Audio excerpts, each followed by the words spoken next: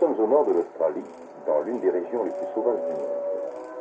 Les fleuves de cette contrée sont immenses et majestueux. Ils déroulent lentement leurs méandres sur des centaines de kilomètres. Chaque jour, à chaque marée, le Mascaret fait remonter des courants d'eau salée très loin à l'intérieur des terres. Au moment de la sécheresse annuelle, l'eau se retire de certains méandres du fleuve, qui sont alors isolés, et forment de petites étendues stagnantes où se réfugient les crocodiles.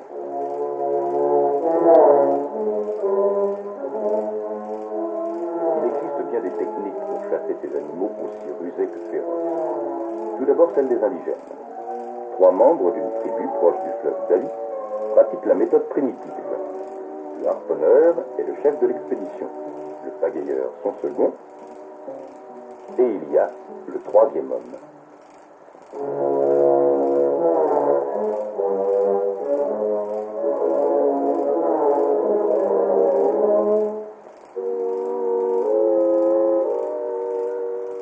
Les crocodiles effrayés se sont tapis dans la vase au fond du fleuve et ne bougent pas.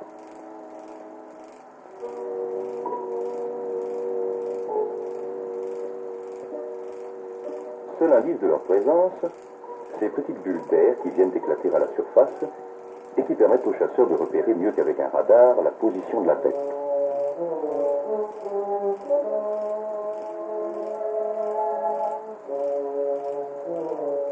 Le harpon est introduit dans un bambou creux et pendant que le pagayeur assure l'équilibre de l'embarcation, le chasseur prépare son coup.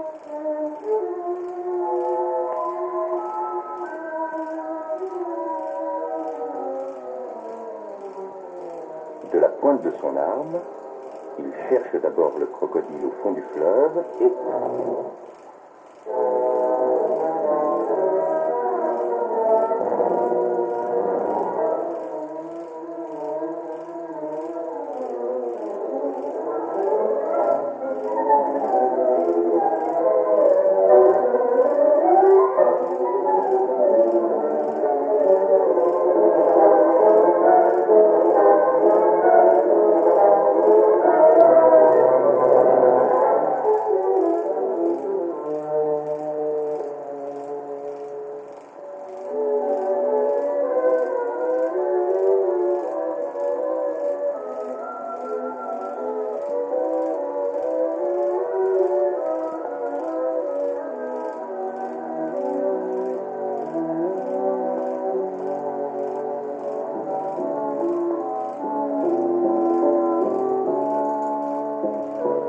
Les chasseurs professionnels ont recours à une méthode différente.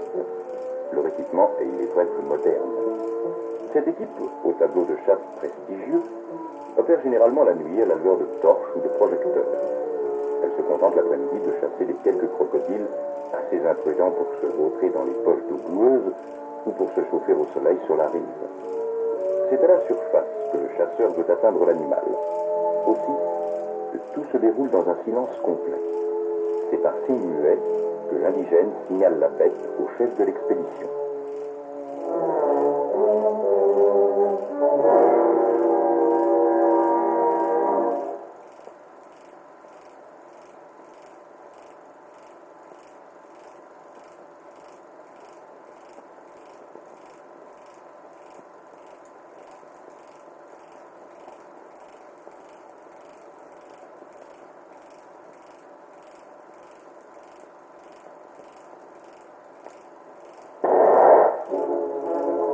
Un crocodile de 3 mètres de long offre une cible appréciable. Mais le coup n'est mortel que si le tireur loge sa balle dans une petite zone de...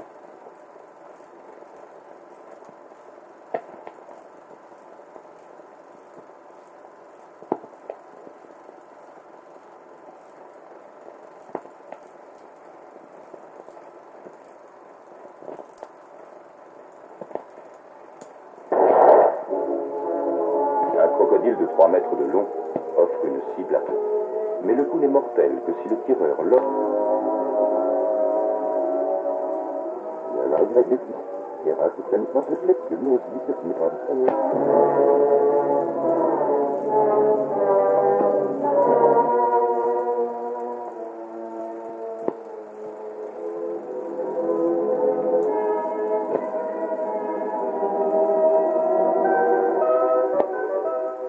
Certains spécialistes préfèrent, eux, opérer sur la terre ferme.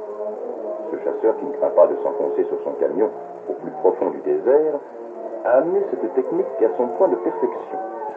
Il a posé des pièges dans tous les trous d'eau brailleux du fleuve de son vaste domaine de Wildman River. Et tous les 2-3 jours, comme un braconnier de Sologne, il inspecte ses collègues. Même, lorsqu'il suivait les rives en compagnie de ses 2 boys, il a failli buter sur un crocodile assoupi.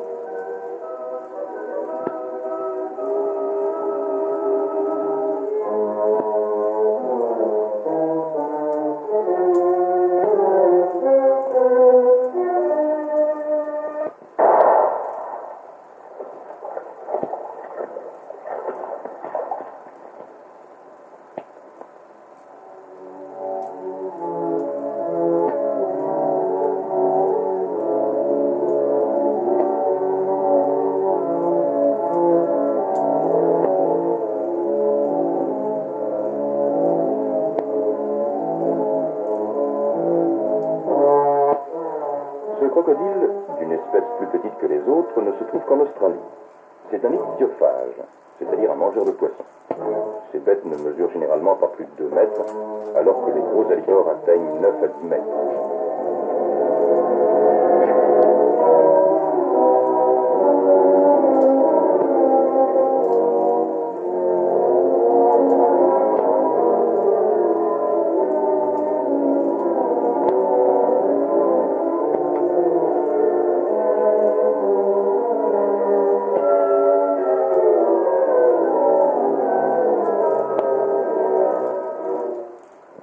Des cris féroces indiquent qu'un crocodile est pris au piège.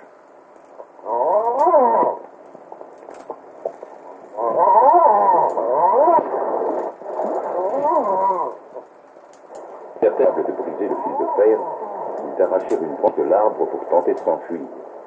Ce crocodile est assez fort pour tuer un chou buffle. Il faut l'approcher avec beaucoup de précaution et se soigneusement de ses coups de queue.